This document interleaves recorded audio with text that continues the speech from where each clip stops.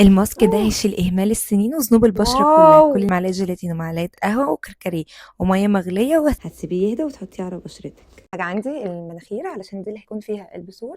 يوم السوداني بقيت سودانيه جدا، يا نهار اسود، ايه ده؟ انا مش عارفه انا بعمل ايه وبحط الماسك فين.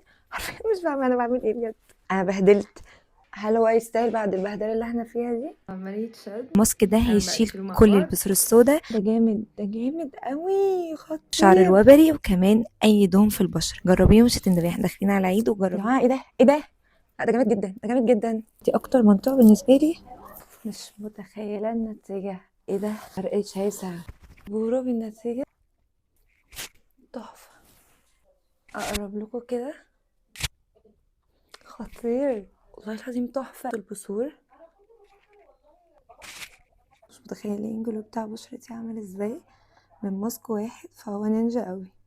انتوا لازم تجربوه عشان هو جامد قوي.